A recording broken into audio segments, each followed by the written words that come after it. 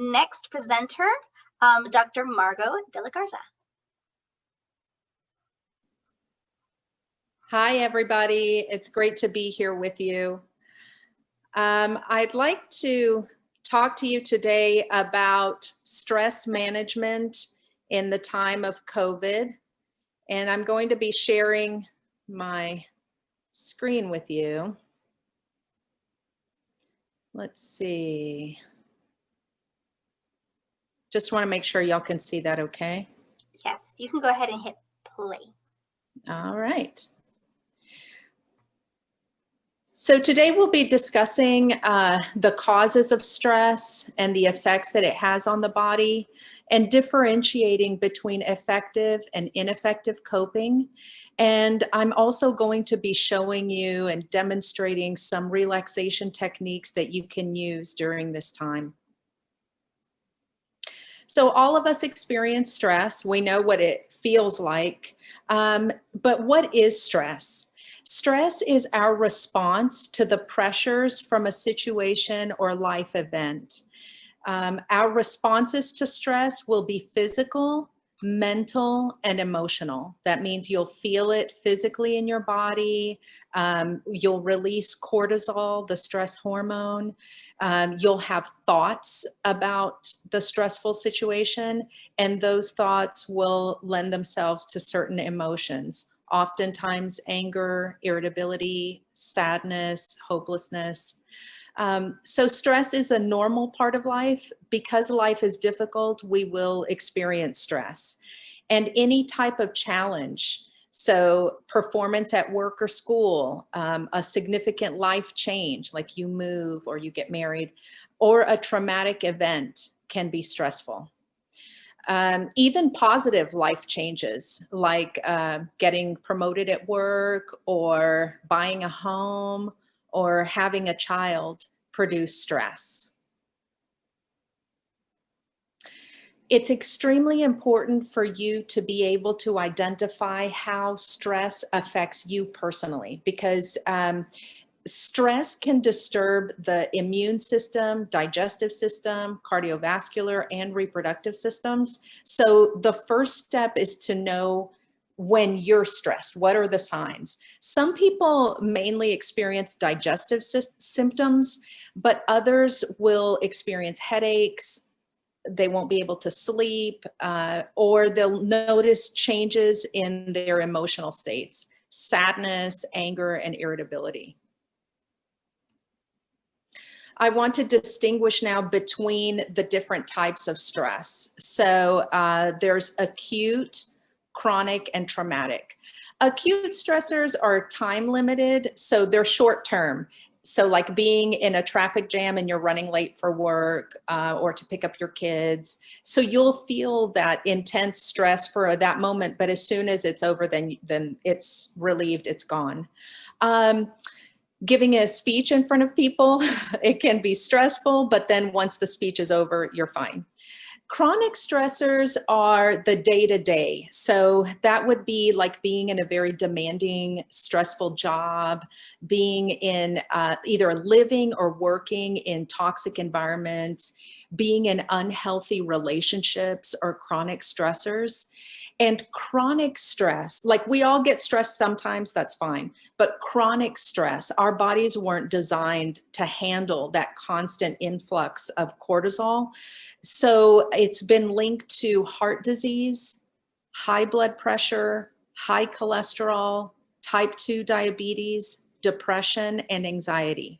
So we'll discuss healthy coping in a moment, but I do want to stress that even if people eat well and exercise, those are magnificent things and you must do those, right? But if you're chronically stressed, you're going to get sick.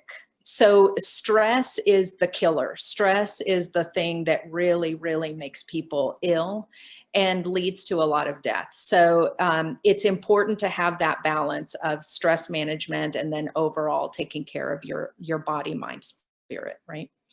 I do want to discuss traumatic stress, and that is stress that occurs during traumatic events that are shocking and emotionally overwhelming. So those situations may involve death, the threat of death, injury, threat to physical integrity. And it often occurs like in accidents, assaults, natural disasters, or war. So specifically dealing with COVID and traumatic stress. As a nation and as a world, I think right now, we are facing traumatic stress in the midst of this pandemic. So COVID is a direct threat to our lives and the lives of others we know, and it's stressful. There have been so many changes and so much uncertainty, right, that it's increased our stress levels.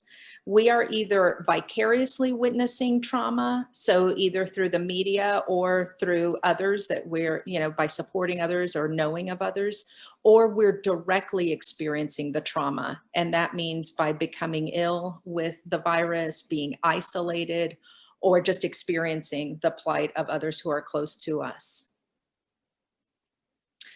Everyone is different. So a traumatic event for one person might not be the same for another. Examples, though, of how someone may experience trauma during the COVID pandemic is like fear of infection. That may be traumatic for somebody, just the constant, intense fear of getting sick. Being isolated. So for a lot of people, that has been incredibly difficult and traumatizing to not be able to see their loved ones, to not be able to live a normal life. Being actually diagnosed with COVID is traumatizing as well for many. Job loss or economic insecurity is traumatic. Experiencing the death of a loved one, or prolonged or extreme exposure to the trauma of others, which is vicarious trauma. So some people will experience this traumatic time and will bounce back from the event. So you have the healthy stress response, which you release the cortisol, you do experience some stress, but you're fine afterwards. Others might experience the significant symptoms of traumatic stress, but then later go through what we call post-traumatic growth. And that means like when we have a challenging situation, we end up better on the other side of it. Like we get through it and then we say, wow, that was a very, very difficult time, but I'm a better person because of that difficult event. So we learn, we grow, we evolve, right? But there are other trajectories that are more worrisome, and those are the vicarious trauma, where you take on someone else's trauma as your own and start experiencing PTSD. Or some people with pre-existing mental health issues may notice that their depression, anxiety is exacerbated.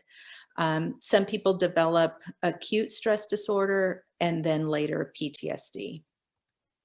I do want to just note that the symptoms of ASD and PTSD are the same. Acute just means that that's what you experience at the onset. Post-traumatic stress is longer, chronic, after a month or so at least. So it would be like difficulty experiencing positive emotions, avoidance of places or activities or people that remind the person of the event, trying not to think or have feelings about the event. So sometimes people will say like, I feel nothing about it, I'm numb, or just try not to think about it at all. And then changes in arousal, being easily startled or frightened, having trouble sleeping, concentrating, irritability, angry outbursts, severe emotional distress, or physical reactions to reminders of the event.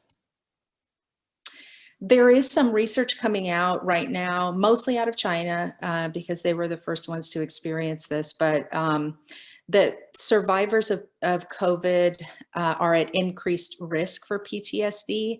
And you may have noticed in the last week, there was a study published that talked about the increase in anxiety and depression as well. So mental health issues with people who have experienced COVID. Even once physically recovered, these people may experience lingering effects due to a fear of dying. So they literally just almost died. Or the social isolation. Can you imagine, being sick and then not being able to be around any of your loved ones? That's traumatizing. The anxiety of the thought of getting sick again, and guilt over infecting or feeling like they have harmed others.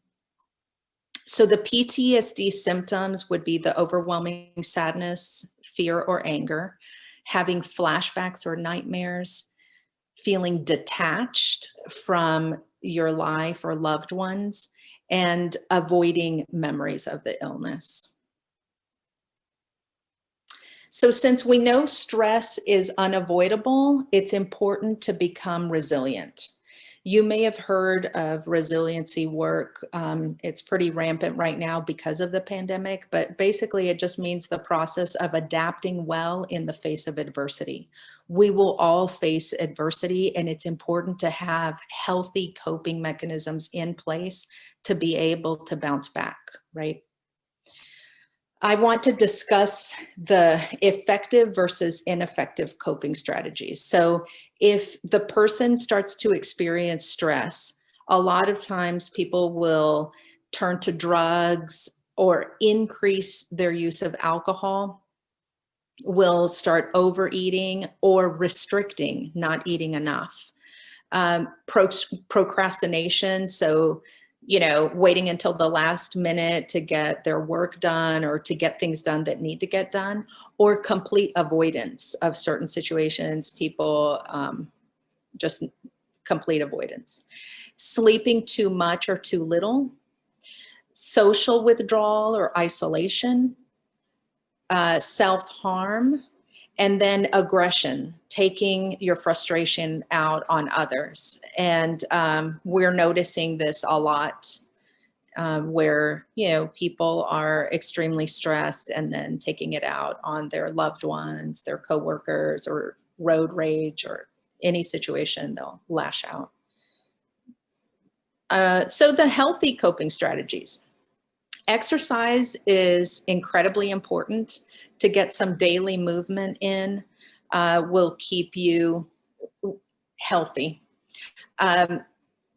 Also, healthy eating, talking about your problems. So not keeping it bottled up inside, not suppressing anything, getting enough rest and sleep. So that means like allowing yourself to just rest and relax. Using social support, and that means maintaining connections with people who you perceive are supportive of you. Seeking professional help if you notice that the anxiety, depression, sadness, or symptoms of PTSD emerge. And relaxation techniques. So we'll talk about those. I'll guide you through those in just a little bit. It's extremely important to acknowledge your feelings. A lot of times we suppress our feelings. This is a very difficult time. And so when it's stressful, we just want to say, yes, this is stress. I feel sad, or I feel overwhelmed, or I feel scared.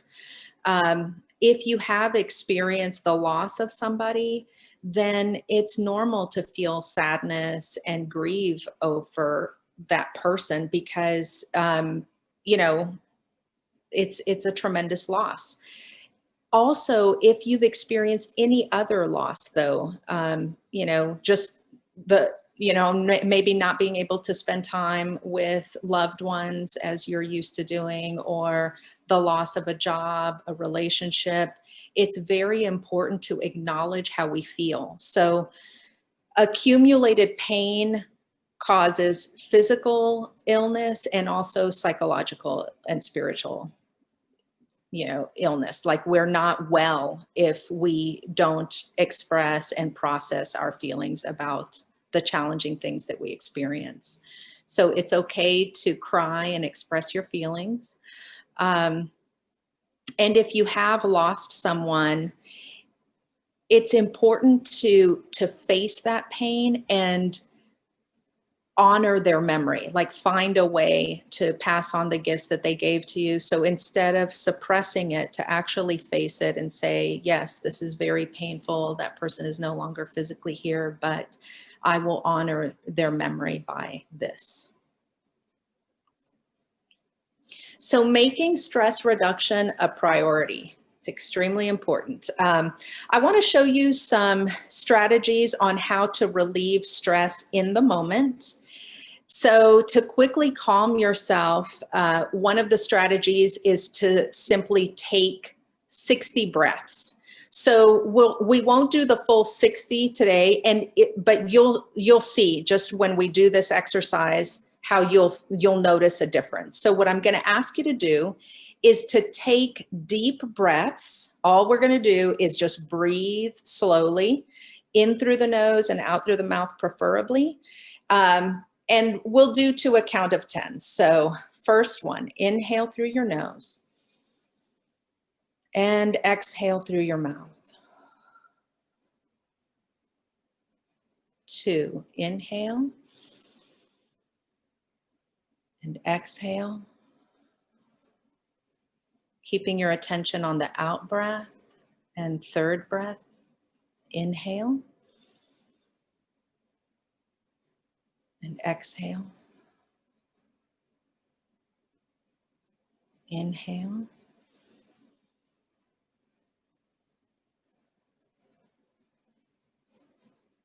Inhale. Exhale. Inhale. Exhale. Inhale. Exhale. And last one, inhale and exhale. So just breathing, slowing your breathing will help to calm you in any situation. You probably notice either a physiological difference or that your mind feels different right now, your emotional state. But breathing is extremely important for relaxation and stress reduction.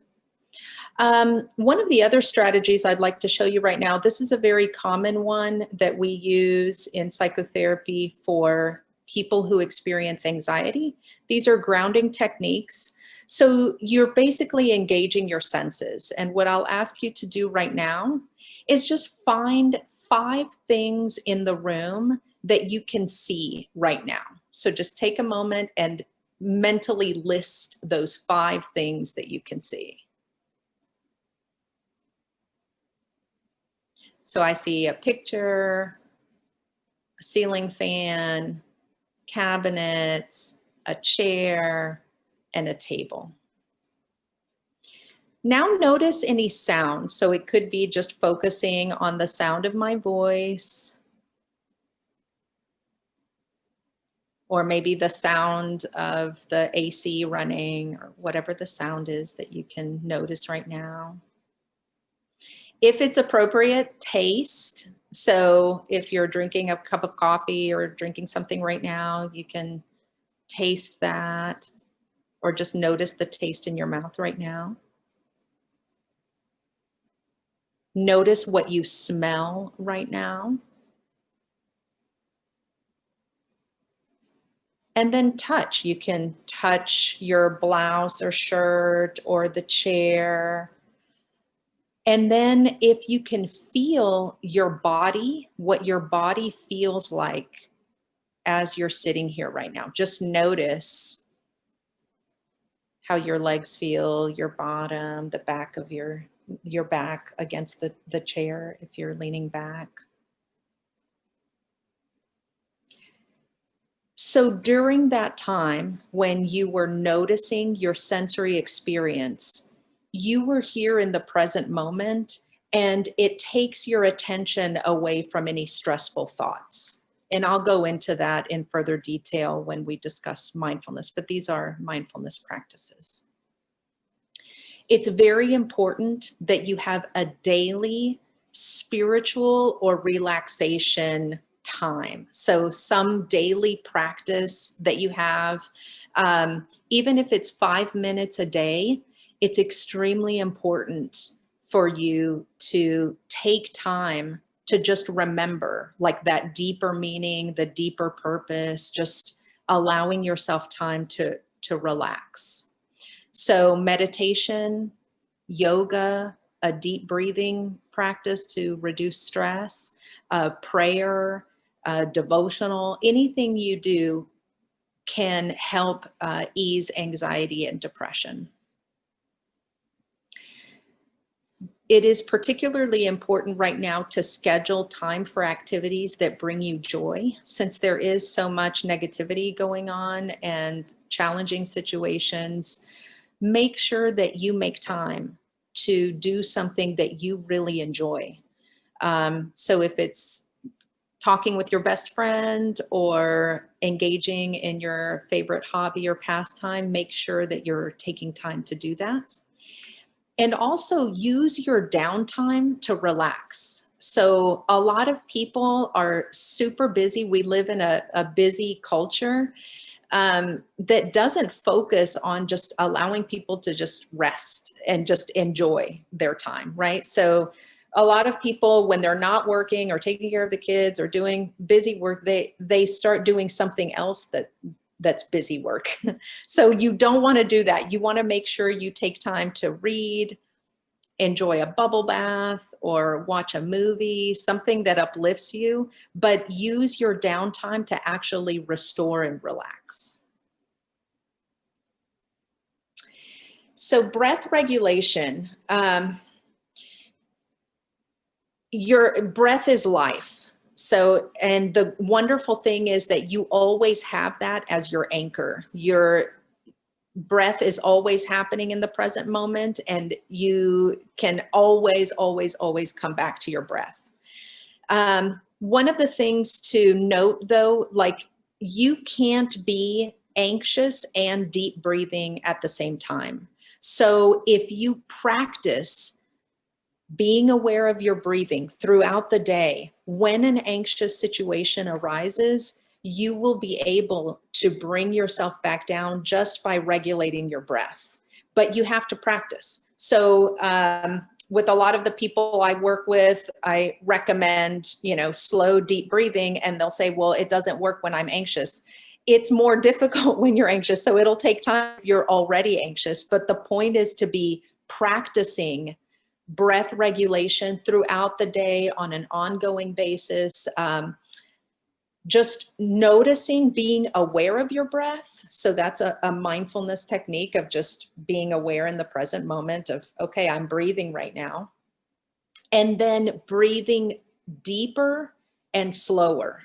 So remember, when you're anxious and stressed, you go into the fight or flight mode. That means fight, run, or you freeze, right? But your breath is always going to be short and shallow when you're anxious. So you can't be, if you can imagine being like slow, deep breathing, relaxed while you're in an anxiety producing situation, it doesn't work, right? Like, so you want to be able to slow your breathing and not go into that fight or flight response.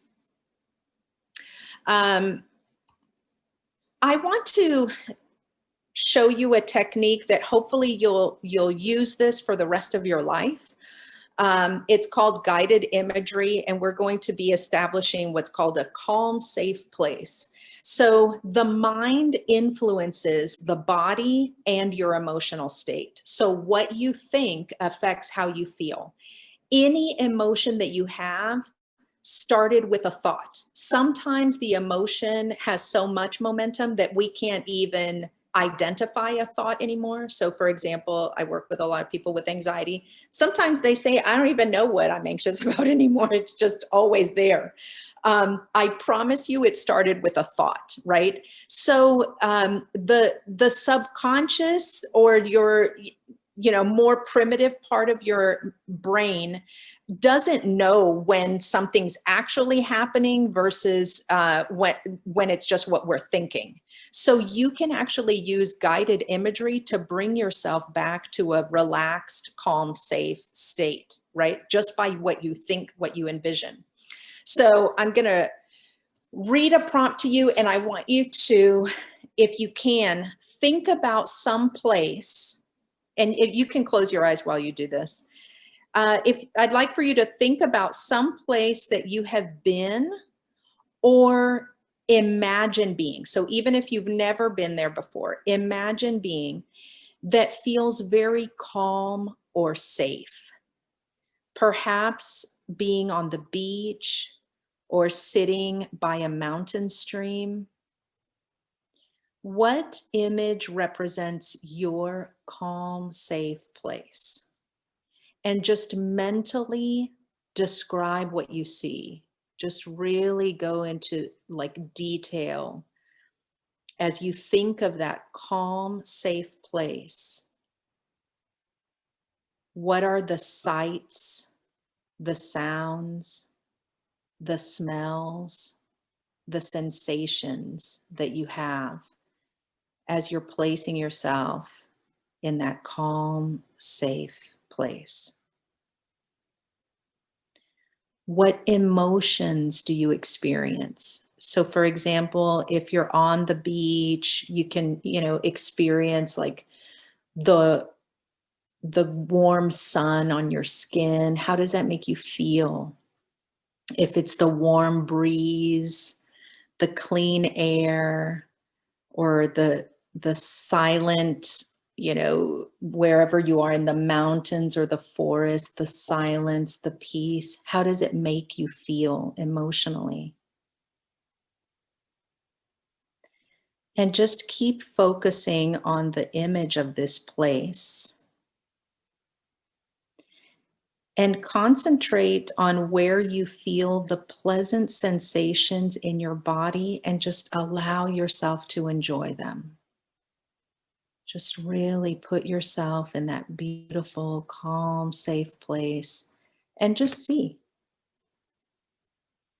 Where do you feel it in your body, and how does your body feel?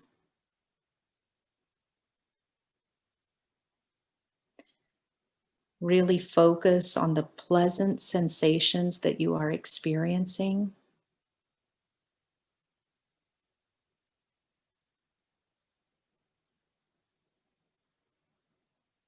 And just allow yourself to experience that beautiful, calm, safe place for a moment.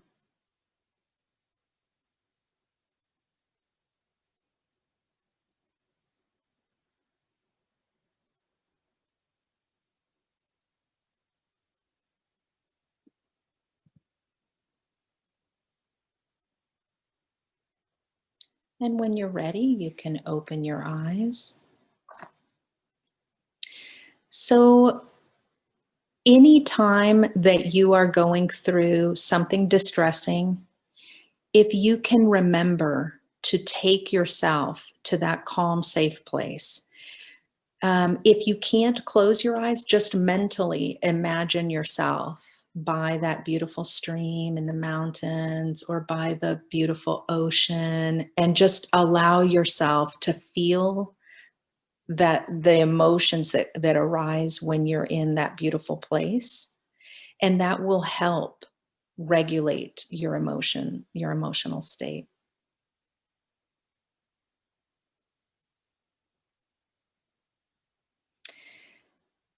The other thing you can do actually is just right now, if you think about who you love most in the world, or the person who has loved you most in the world, when you think of that person or those people, there's an emotional response to those people. And so if you just imagine like how powerful your mind is, that you just think of somebody or something, and then it leads you to an emotional experience. So being able to redirect yourself and coming back to a place that feels calm and safe is extremely important when you're experiencing stress. I'd like to discuss mindfulness, which is my passion. The concept is very simple, but it's not an easy practice. So mindfulness is just paying attention to the present moment intentionally with non-judgmental awareness. So this is extremely important because you will notice that your mind will start judging the experience. So for example, if people start, doing a meditation, or they try relaxation techniques, their mind might say, I'm not good at this, I can't do this. But part of the mindfulness is just noticing, my mind just had a thought that I'm not good at this or I can't do this. So essentially, the absolute power of mindfulness is where you start to recognize and actually live the fact that you are not your mind. You have a mind, but you are the awareness behind the thoughts. Like the fact that you think is proof that you're not your thoughts. Thoughts just happen to us. So, we often think like we think our thoughts, but usually, I think 95% of the time, the thoughts are automatic and they're just kind of happening to us. So if you actually chose your thoughts, you would never choose a negative one, right? So they just kind of happen, they just kind of come. Where your power is in the ability to move your attention from that negative thought to either the present moment, or sometimes we want to think a more pleasant thought, and that's effective too. So this is all about where you pay your attention.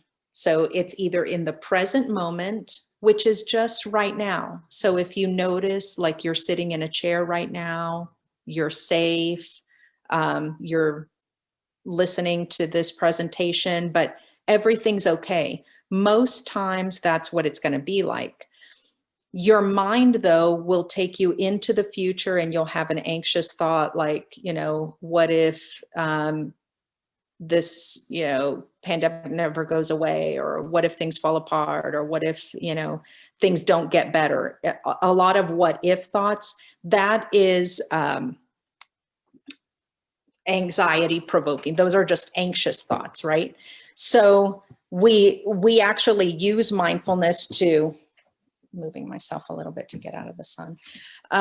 We actually use mindfulness to bring ourselves back to the present moment so that we're not taken away by those thoughts. And depressive thoughts are always going to be past-based thoughts, and anxiety will always be future-based thoughts. But your life actually happens in the present moment. So if you're able to just stay here in the present moment, you'll be able to effectively deal with what the situation requires right now, instead of all of your energy going into the what if thoughts that aren't actually even happening right now. So I'd like to do a little bit of practice.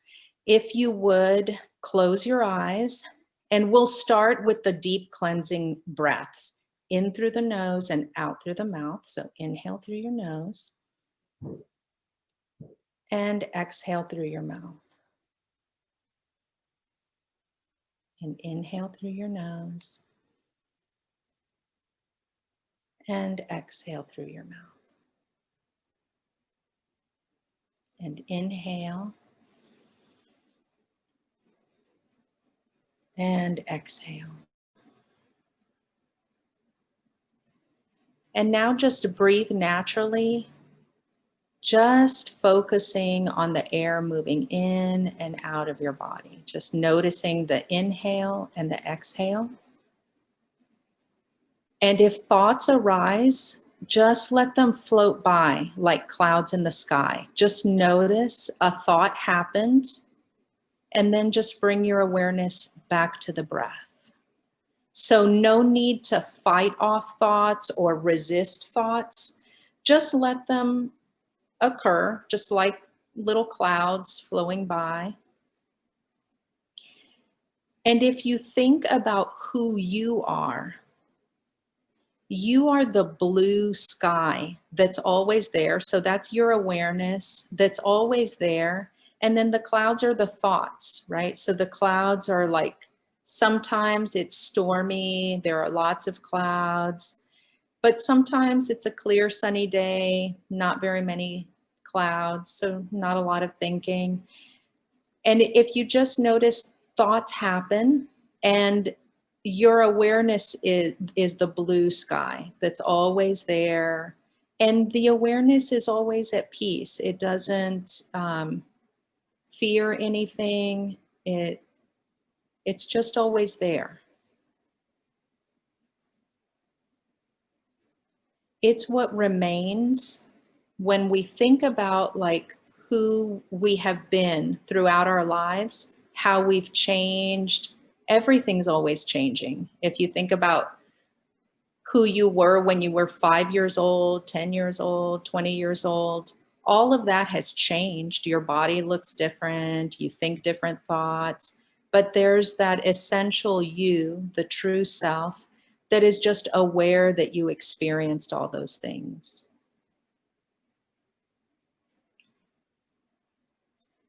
So you just want to focus on that part, that stillness, and let yourself be anchored by your breath, which is always happening in the present moment.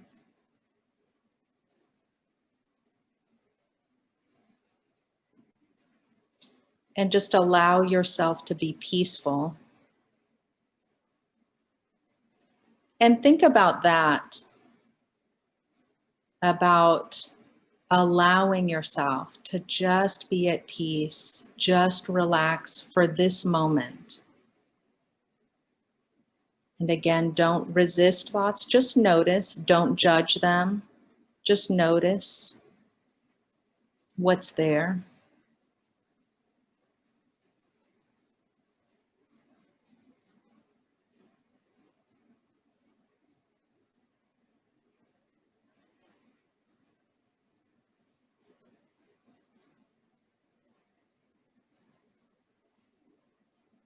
Just allow yourself to be still. And maybe reflect upon how often you do allow yourself to be fully at ease and fully at peace and fully relaxed. Do you give yourself time for that?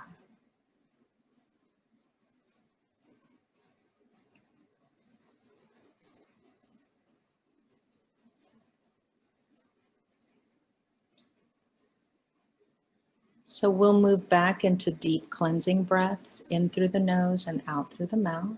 Inhale through your nose and exhale through your mouth. And inhale through your nose and exhale through your mouth. And inhale, exhale. And last one, inhale and exhale. And when you're ready, you can slowly open your eyes.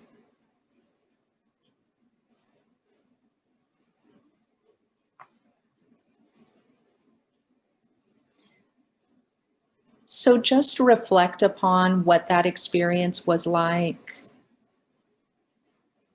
If you had thoughts or if you were able to experience just pure stillness.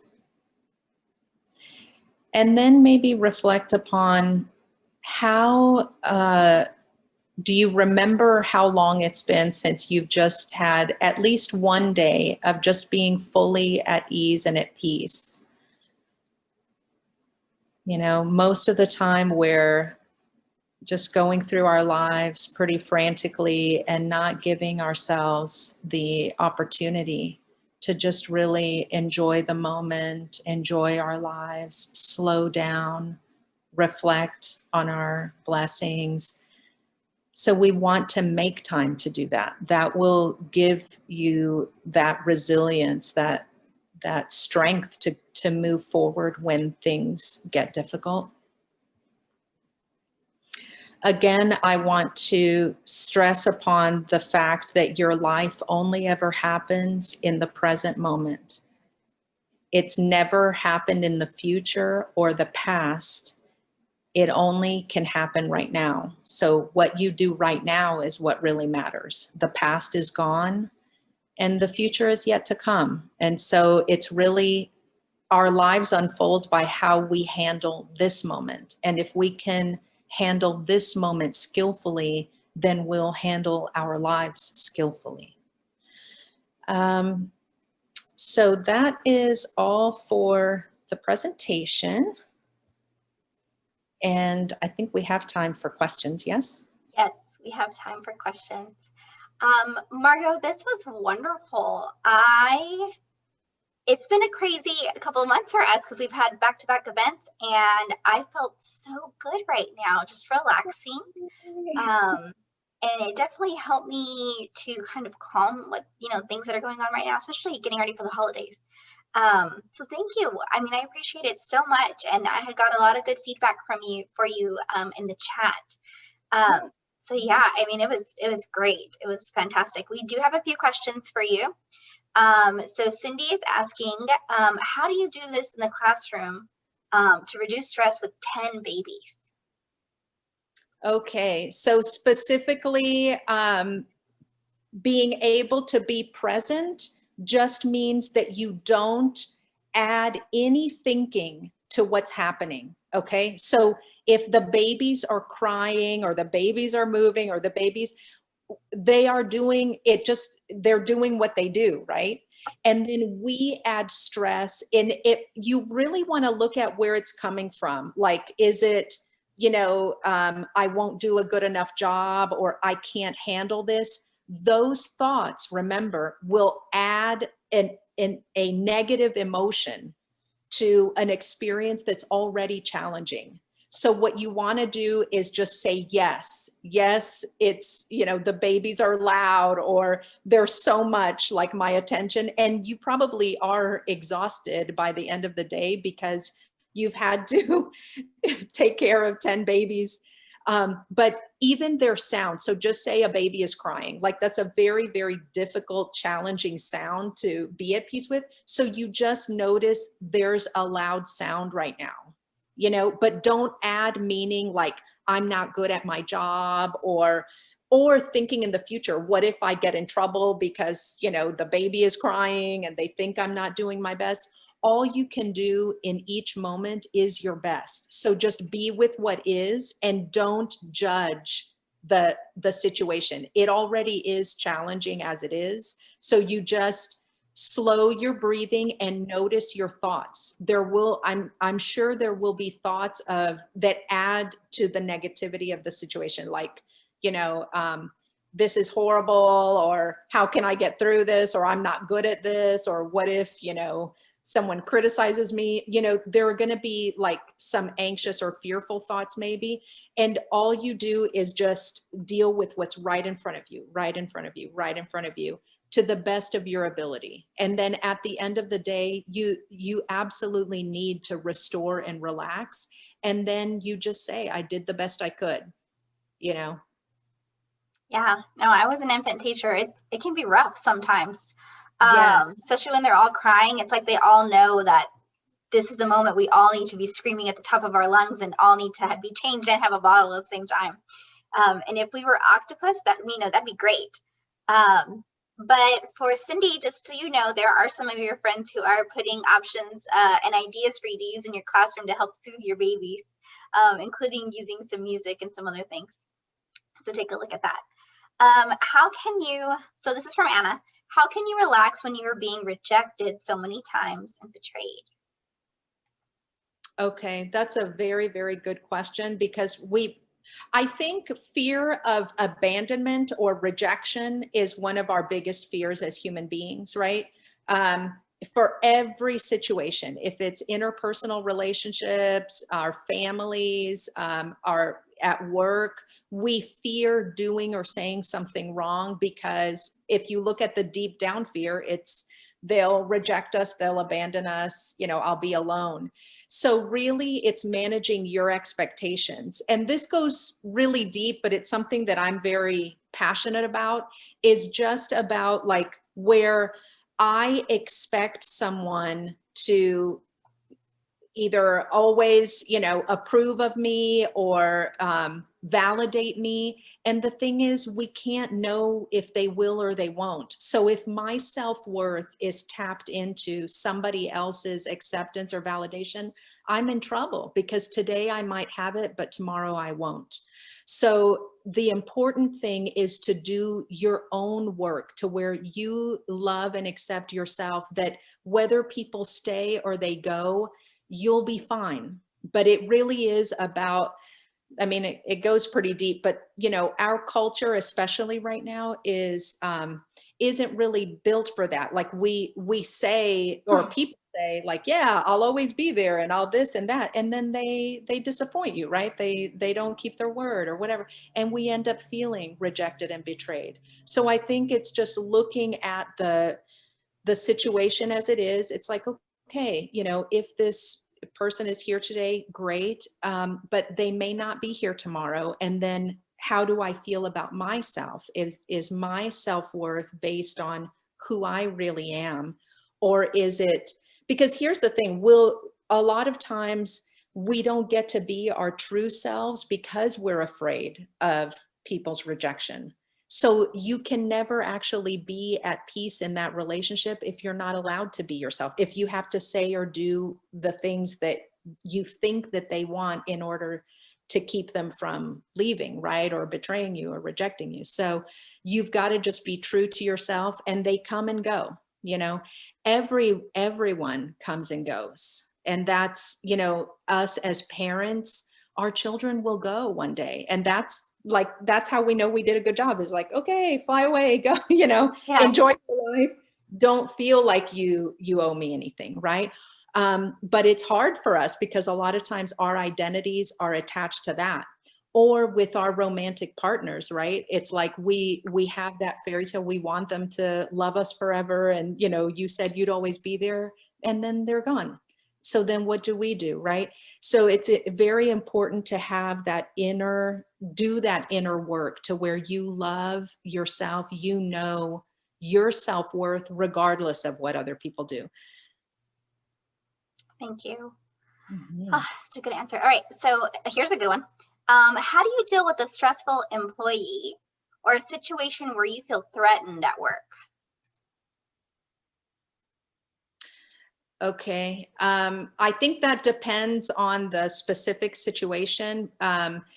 For any situation, these are the only options. You can try to change the situation. So maybe talking to that person or talking to a supervisor and trying to change whatever is happening to where you don't feel the threat anymore. The other is to accept it as if you had chosen it. So that means we don't leave the situation. We just, and sometimes we try to change a situation and it doesn't work. It falls on deaf ears. They don't change and nothing changes. Then the two options left are to accept it as if we had chosen it. So that means changing our perception of what's happening. If it's a real threat though, you may not be able to change how you feel about it. So then you must leave the situation. So it's change the situation, accept it as if you had chosen it. So if it's just like a threat to like our egos, like they're always acting like they're better than us or whatever, we can change how we feel about it. If it's an actual threat though, a physical threat, you know, you might need to leave the situation. Absolutely. We have another one that's got upvoted. How do you deal with someone that stresses you out on a daily basis? The same way. All right. Yes, I feel like a lot of us will probably have this question during our time. Okay, so so someone anonymous is asking, who do they go to specifically to get diagnosed with severe anxiety? You can actually go to any mental health provider. So any, you know, either licensed counselor, social worker, psychiatrist, but even your primary care physician can diagnose for anxiety. Absolutely. Okay, so we have another one that says, how can I manage stress when I am a single mother and the money I make is not enough? See, that's so difficult. Yes. I think the ultimate thing would be to ask for help. Like you've got to find resources because we can't do it alone. I mean, if you are a single parent, barely making ends meet, it's important to find, that's where like the social support aspect of the healthy coping, really what that means is when we're struggling, people hold us up, you know? And so I think like finding the, you know, people that would be willing to help you get a break or, you know, changing your financial situation, whether that means, you know,